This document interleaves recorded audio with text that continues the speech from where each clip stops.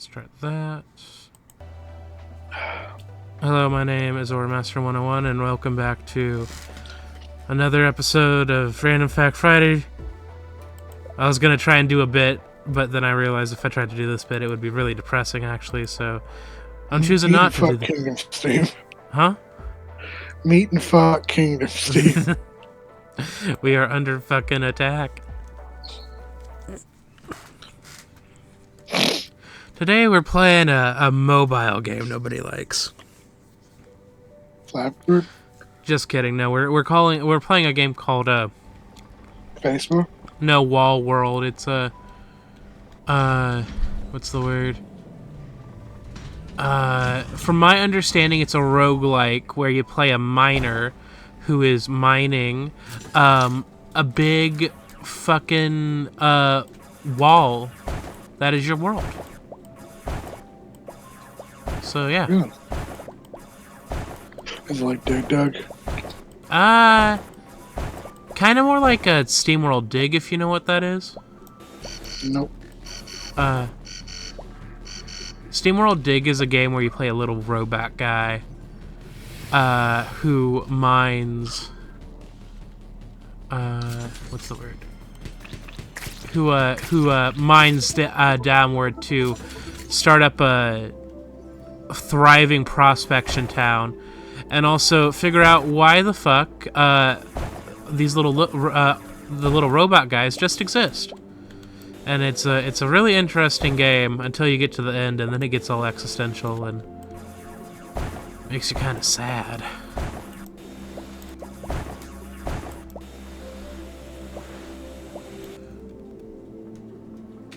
Also, happy Pride! Yay! Right, Mom! Yeah. Woo. And this video will actually come out during Pride, so hooray! What are your favorite Pride facts? So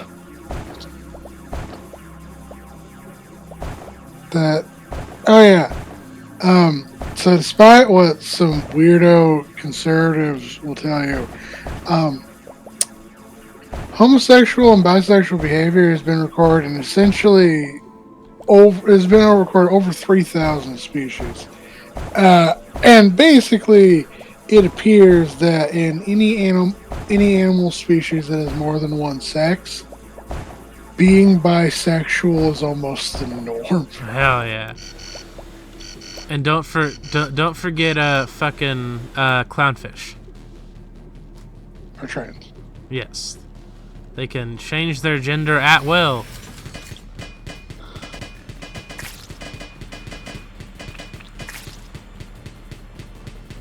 I know. Well, it kind of has to do with like a couple different factors, but yeah, it's over 1,500 animals now. Ooh.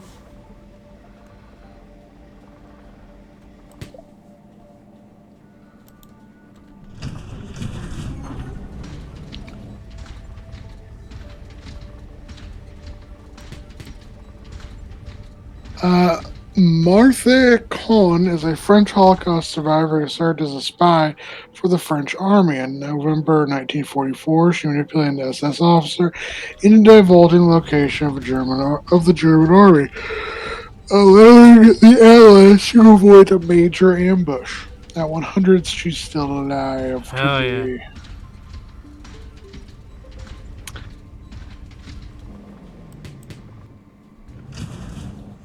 Love that for her. I almost said something weird about her, but I chose not to. Ken Anderson, the DA who framed Michael Morton for the murder of his wife and forced the innocent man to spend 25 years in prison, while his son grew up being told his father was a murderer, only spent 10 days in jail. Nasty. A toast sandwich is something that exists. Yeah, it's normal bread, then a piece of toast in the middle, and you just eat it.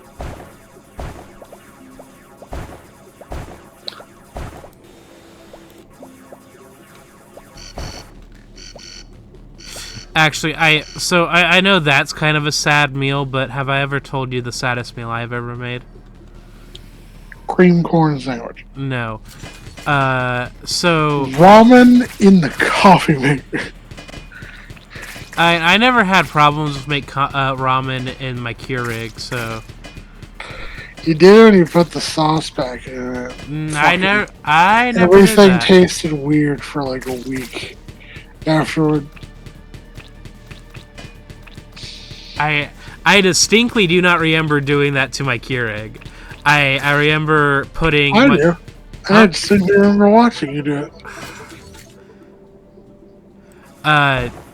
But okay, this was back when I was at university and not community college, so I had just like a random like box of linguine in my room and just a bunch of different random sauces that I had picked up from just around the university and stuff, and also stolen from places. And I was like, you know what? I'm just like, people make butter sauces all the time. So I melted down a stick of butter that I had for some reason. And then I added like some ketchup and a Polynesian sauce that I had stolen from the Chick-fil-A that was on campus. And I just mixed that shit together. And I poured that over the noodles that I had cooked, and what's the word? I ate about half of that, and I was like, okay, that's enough for now. And then I put it in the fridge, and then I'm like, I'll have later. I was like, I'll have the rest now, actually. And then I pulled it out, and the butter had re-solidified, like in this weird like concoction. Butter does. Yeah, well, I didn't know that. You didn't realize that when you heat butter up and then cool it down, it will re-solidify. No, because I've had butter sauces from like Italian places before, and they didn't do that. It's probably because instead of a ketchup packet and a Polynesian sauce, probably because the ratio was way different than a stick of butter to a ketchup packet. It was more like a stick of butter to 2 cups of wine and like several tablespoons of various seasonings. I can't believe you are being homophobic to me during I'm kidding. Chris could never be homophobic to me because he's an ally. I'm kidding, though. Because... Actually, what do we call ourselves at this point? Because I'm still pretty sure I'm gay. Cool. I'm pretty sure I'm non-binary. I'm pretty sure I'm ace. Hell yeah. Both valid. After winning the Tour de France in 2006, Oscar... Sorry, I'm really sleeping. It's all good. Pereiro announced his real dream was to play professional soccer. He would quit cycling and join his Spanish team, scoring twice in his first match. That's interesting.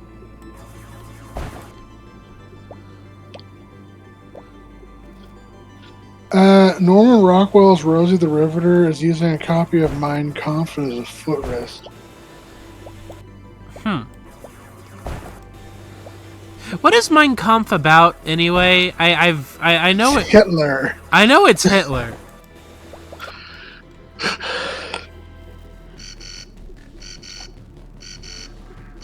I just like, you know, I've never met somebody that's like, man, this book gives. Actually, no, that's incorrect. Somebody read Catcher in the Rye and was like, I think we should kill John Lennon. So, Mein Kampf is a 1925 autobiographical manifesto by Nazi Party leader Adolf Hitler. Oh, it was a manifesto? Oh, God. The work describes... Yes, it's the most famous manifesto of all time. The work describes the process by which Hitler became anti-Semitic and outlaws his political ideology and future plans for Germany. There was a second volume published in 1926. What a loser.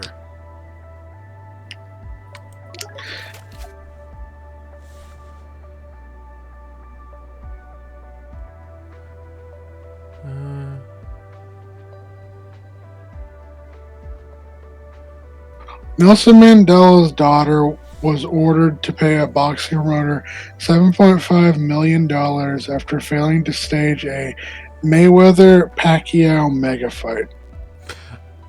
Uh-huh. So I feel like you just said words to me, Uh-huh.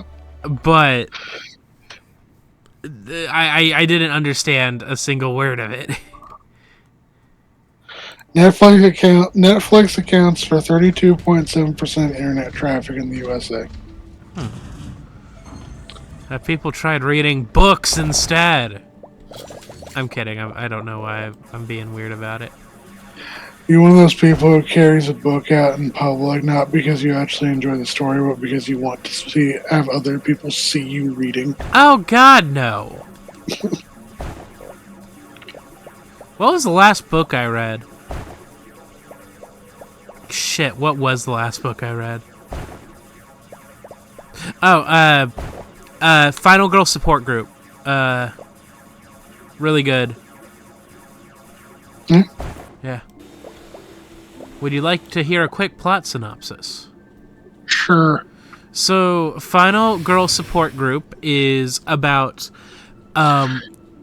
basically, like, it's in, like, basically each of the girls is, the final girl for, like, a different, like, big horror movie.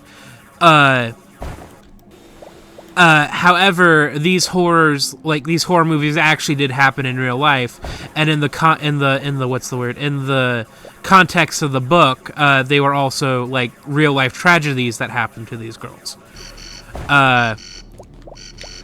And the story starts with one of the final girls being killed, and the main character basically being like, "Oh shit, are we being hunted down now?" I don't remember all the characters because I read this a couple months ago, and I do not remember for the life of me. But the final girl that got murdered was a riff off of Friday the 13th. Then one of the others was a riff off of Texas Chainsaw Massacre. The youngest was Scream, and like Halloween, and I don't remember what the main character was. The main was her. I think she was what's the Christmas horror movie? Cujo. No, Black Christmas. But yeah, it was a really good read. It was a good deconstruction of like horror just as a genre. And yeah. So it's kind of neat. I remember seeing a thing where people in a group chat I was in were talking about like what horror villain would you rather take on out of this picture, and then had Chucky and Jason and Freddy, but also had like the Thing from Jeepers Creepers and It, and then Cujo was there along with like the Nun and the girl from The Ring, and I'm like, Cujo's a dog.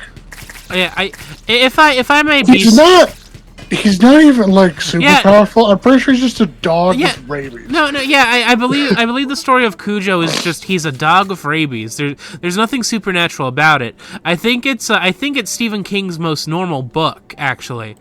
I'm pretty sure I could take on Cujo because I hit him with a car. Yeah, if I may, I think I could take on Chucky because he's a doll and I could punt him.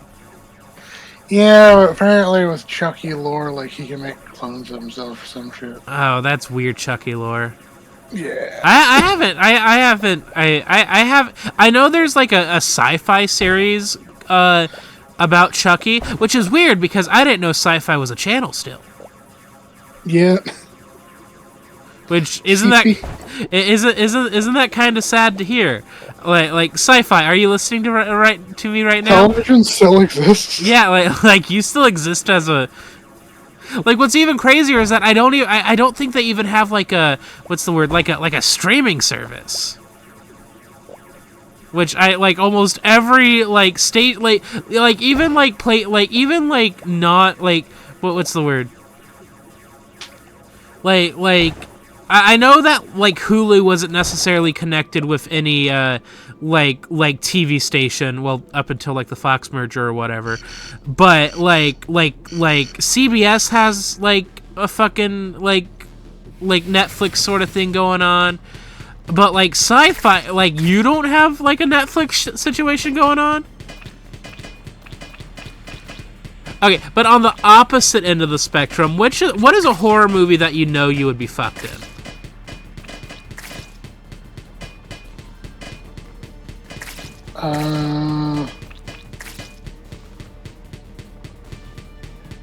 Most, to be honest. Well, okay. I mean like Friday the 13th. If I learn that people are dying, I'm just getting to the main road and I'm gonna fucking run. I'm just gonna run until I fucking can't anymore. Because whatever Jason's doing, he's doing it. He's doing it like at the camp. I'm running until Camp Crystal Lake is just a hemorrhoid on the horizon. Nightmare Before Elm Street, on the other hand, A hemorrhoid on the horizon. Oh, I'm sorry. Are my paraphrases too fucking weird for you? Yes. Friday, A Nightmare on Elm Street, on the other hand, I'm fucked. Like, no matter what.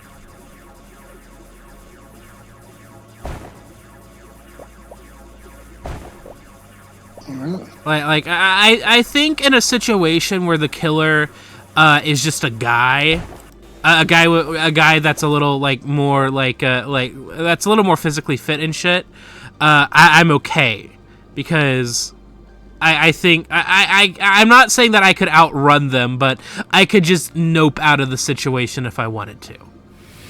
But if the horror is like super powered in any way, shape, or form, that's when I get fucked.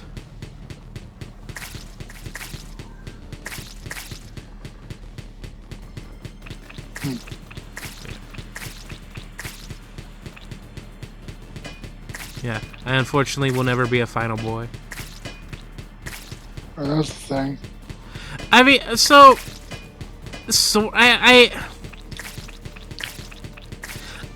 there's been a couple films where like there's like the final, like, you know, the final character is a boy, but like the term is mostly like coined with like females, because, you know, they're kind of the main focus of a lot of horror movies, like Friday the 13th, Halloween, Laurie Strode, that sort of stuff.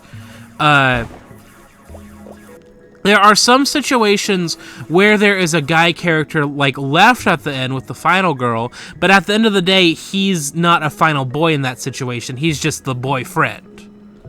Like if we're talking about in like what's the word? If we're talking about like in like the ideas of what's the word? Of like tropes and stuff. Actually, you know what? The stoner character from you know, The Cabin in the Woods, right?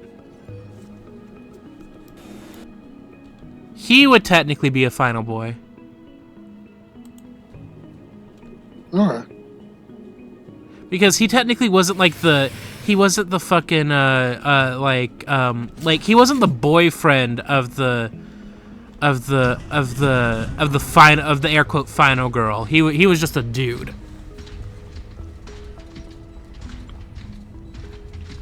Just a dude. Yeah, just a dude. Just a city boy. Living in MILF Detroit. He took the MILF night train going in. No, that's weird. I'm sorry.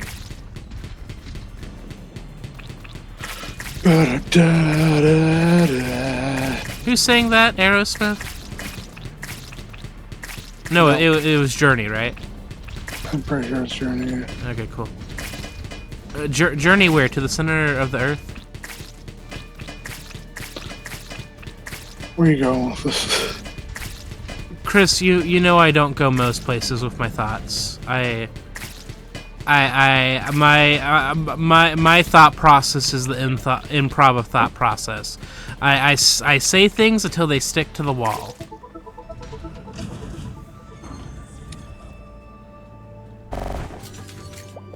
And sometimes it doesn't really work out.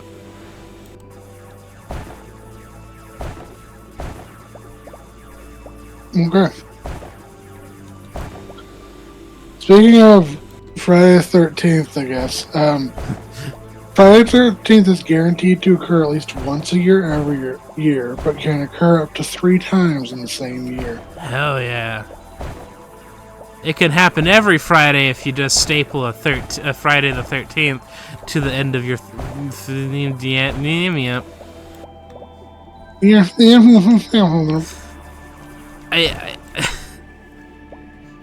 I know the phrase is called tongue-tied, but like I can physically feel myself like losing the ball when I'm talking.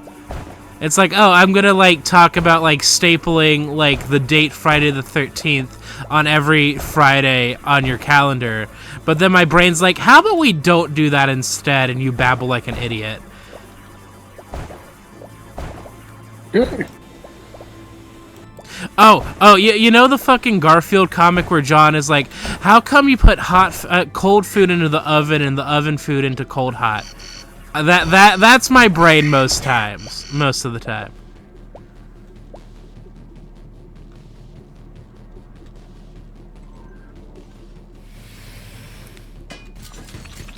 Huh.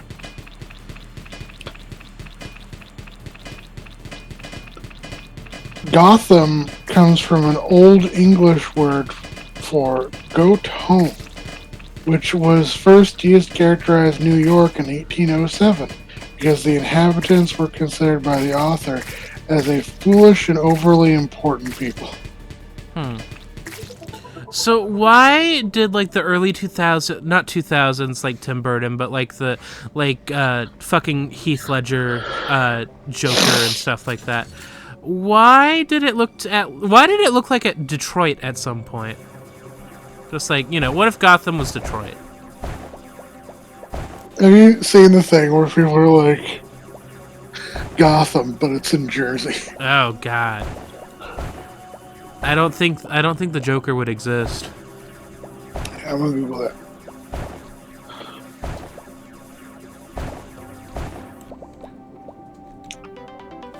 I found an upgrade. Gotham City is traditionally depicted as being in the U.S. state of New Jersey. What the fuck? No, that's weird.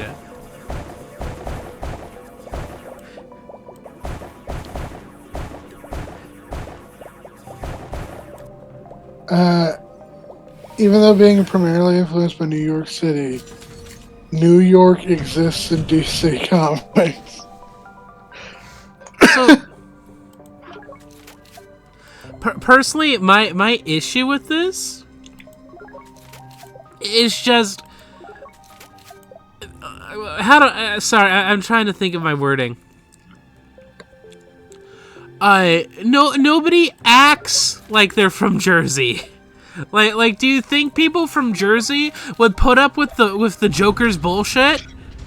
No. Nah. You think they would like see the Penguin walking around and would it be like, hey, yo, shit lips, and then like push him over or something? That's literally the Penguin's backstory. I don't. Literally, the reason he hates humanity is because people treat him like shit. Well, okay. Was he like a decent human being before he like turned into the? He was abandoned by his parents. Okay, that makes me sad now. Yeah. Penguin, you're the real G. Although I think he straight up eats people on occasion. Now, Chris, I'm sorry. You're the one who has Metropolis is in Illinois.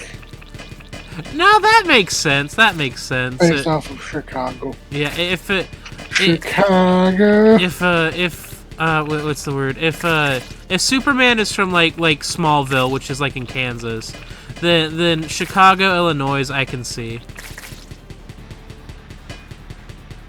Chicago. It's a sorry. Victorious was a good show. Not really. Victorious was a good show. Not really. iCarly was a good show? Parts of it, yeah. How dare you. I'm kidding. I mean, like, there gets a point where, like, you can clearly see where it, like, stopped being that good of a show. Okay, with Victoria... This is when I start calling it, for me at least, iCarly's, like, the first season can be really rough at times. Then they kind of get in their groove. But then they get into the point, instead of there being roughly 3 main characters, and then Spencer is a side character that does a side story beat. And then Gibby gets added in as a side character. Gibby and Spencer become main characters. And then they add Tito. Okay, He becomes a main character. And now there's 6. Okay, I get your issue now. There's too many. Oh, that's probably why you don't like Victorious either, because like there's just a shit ton of. It's not so much that there's so many main characters. It's that if you're gonna have a bunch of main characters, you still need to keep, because you're limited to like up. I think it's 15-minute episodes, or is it 30? 30. Okay, 30-minute episodes with the occasional spin off, like 1 hour thing. Special, yeah. Yeah. You can do fairly large casts of main characters, and it worked. I think Zoe 101 did pretty alright with this. To reference another live-action Nick series from by Dan Schneider, because I think he also worked on that as well.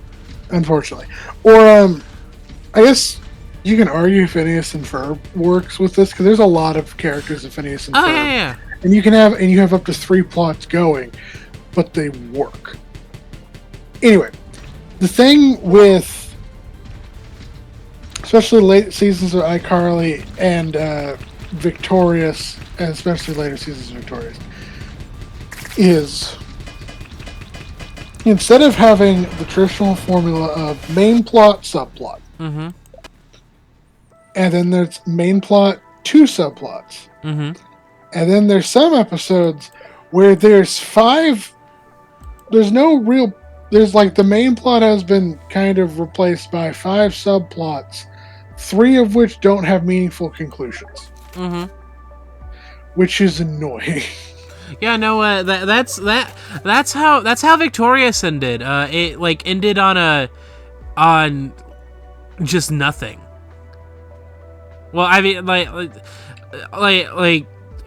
if I remember correctly, the last episode of Victorious had Psychowitz like having the cast do like an improv like experiment, like assignment essentially, where they had to say yes to basically everything that happened that day, and they had to just go with it as sort of like an improv thing.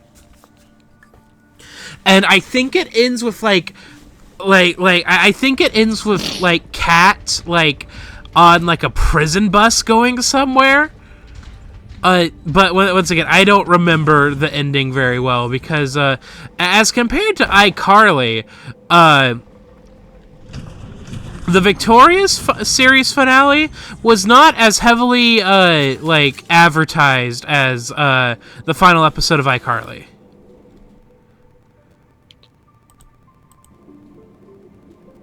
Yeah. Anyway, but you know what's still going on? SpongeBob. Which is not great. Yeah. The last episode for Victorious was about them having to just say yes to everything. That's what I said. Okay,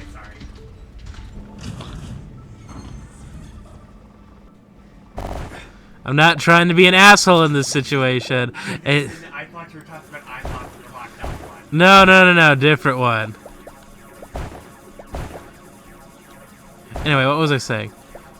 But I mean, I really like musical. Like I think it really speaks to the fact that I'm a theater kid at heart. But just the setting of like the performing arts school was super interesting. But also, how could Tori's parents afford to send both of their daughters to a performing arts school? Because like that would be like hella expensive, wouldn't it? Send your daughter to performing arts school. I mean, 2 daughters at least. Because like Tori started going, and then her sister was going, but her sister wasn't super good. Trina, that was her name.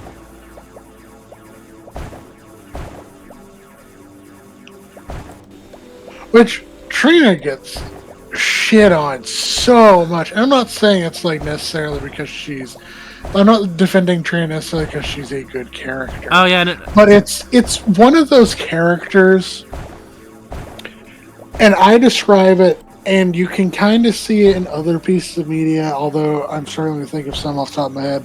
Mm-hmm. One that comes to mind is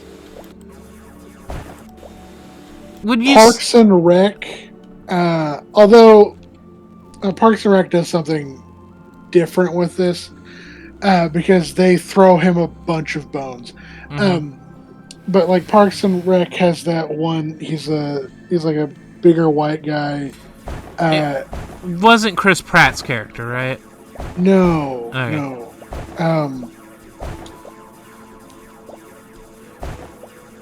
Hang on, Parks and Rec characters. Because if I can I be honest about something real fast? I tried to watch one. Jerry. I tried to watch one episode of Parks and Rec, and I was like, oh, this is just The Office, but like maybe this is just The Office, but it's government works, and it's equally or as bad. And I guess an example of The Office is this is so what I should explain. It's a character that's created by the showrunners that the showrunners hate.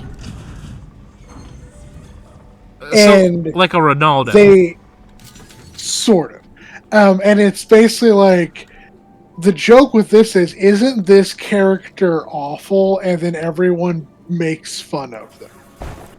Like all the characters make fun of them in the universe. And it's like, okay, like an example from iCarly is the guy who runs the lobby. Oh, Lubert? Yeah, Lubert is like one of those where it's like, hey, this character sucks. Everyone be mean to them as physically as like humanly possible. And that's the joke. Uh-huh. And Trini's that for Victorious. Well, Lubert's a weird character for me because like, he's supposed to be just the doorman, right? But like he feels more like a. I thought he ran the whole building. I don't think he did. Because there's points where, like when Freddy moves out of his mom's like apartment, Lubert agrees and gives him a room in the basement to stay in for cheap. Yeah, no. And for me, that's not something a doorman gets to do. Yeah, I might have to hang on. I might have to Google it. I always thought that like Lubert was the like. I'm probably wrong, but I always thought Lubert was their landlord, which is why like I was okay with some of the shit they do to him because he's a landlord. Mm-hmm. Yeah, I'll look it up real fast. Lubert, iCarly. No, it just says he's the mean doorman of Bushwell Plaza. But he has what's the word? He has like he has like the same power as a landlord essentially. Like Then that kind of like Lubert's still like terrible. But Yeah. he also is like was in witness protection because his ex was psycho, yeah. and then his mom is awful. And then I think in the iCarly reboot series, like I've never watched that. I remember I didn't watch it 100% either. I just saw bits and pieces of it online. But if I remember correctly, Lubert and Freddy's mom get back together, I think. And that was like the mega, like that was the big thing for the finale of like the second season. They were getting married again, and then it ends on like Carly and Spencer's mom coming to the wedding, and Carly's like, "Mom," and it's like to be continued. But then Paramount Plus canned the iCarly reboot, and it ends it on a cliffhanger. So Awesome. yeah. iCarly I is. thought their mom was dead. No. Apparently not. You would think, but she is alive. And then I would say we've probably been recording for a long time. About 36 minutes. Dude, that's fucking long for a random fact. We've gone to 36 minutes in the past. Okay, last thing I was gonna say is Lubert. Then Lubert just being a doorman, that's actually like a surprisingly solid, like yeah, the apartment he gave Freddy was shitty, but the fact that he was able to pull strings to get Freddy an apartment at all for cheap was kind of cool of him to do. Well, like once again, here's the thing: he kind of does things that a doorman like really shouldn't be doing, because like in one of the iCarly episodes, like he like goes around to check if everybody's like okay after the power goes out because of a brownout, because it's so hot in Seattle at that point. And I don't think a doorman is necessarily supposed to do that, right? Like, yeah, which is why I assumed he was a landlord. Yeah. And landlords don't have to do that either, but it's like, that's typically what landlords do, Yeah. in my experience. Like, hey, I'm gonna... Okay, I know we've been recording for a while, but I'm gonna fucking just look through fucking... Okay, is the unpleasant former doorman of Bushwell Plaza. He appeared during he appeared several times during the original series. Okay.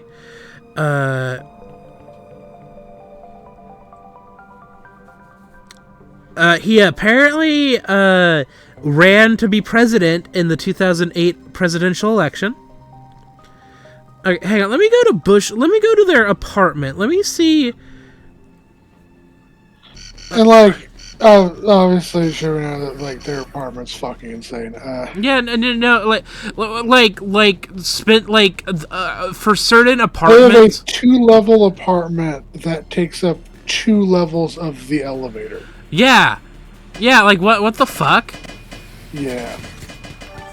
Also, that what's the word? Which that's like almost.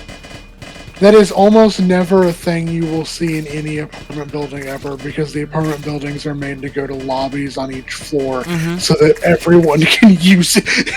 Well, actually, I feel like that apartment was even more crazy, because not only was it it just didn't make sense, like logistically, if that makes sense, you know? Let's not get into sitcom logistics of apartment. Well, no. Okay, so it had like Carly and Spencer's apartment had that second floor, correct? And like that's where they filmed iCarly and stuff, and that's that's where the elevator went through. However, you would notice in their main area, they had like stairs going off into different locations of the of the apartment. So that's to imply that there's other ways up to the second floor of this apartment. Yeah. Which I don't necessarily think that what's the like apartment? Like, how do I put this? I wouldn't necessarily say like a two floor apartment is unheard of. It's just the fact that Spencer was able to afford it is a little weird. Which maybe not it like Spencer was able to afford a 2-level apartment with elevator access for both floors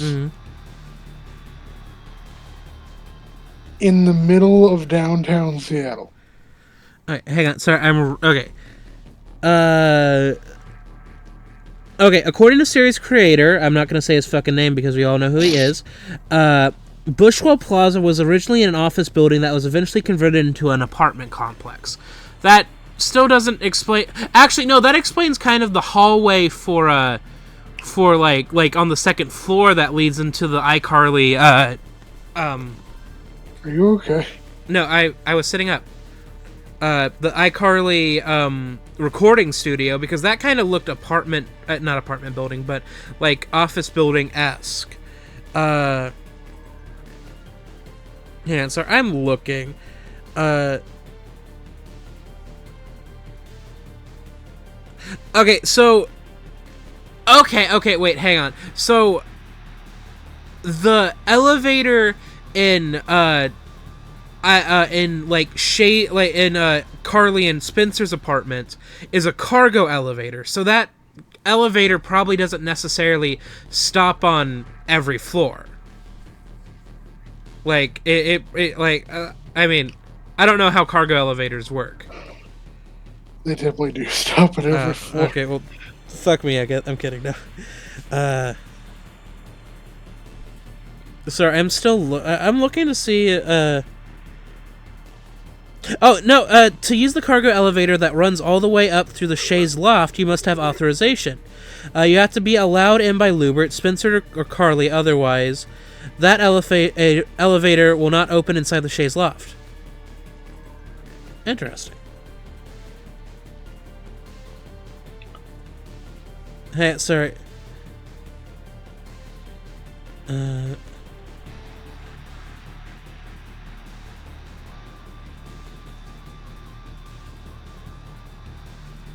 Yeah, no,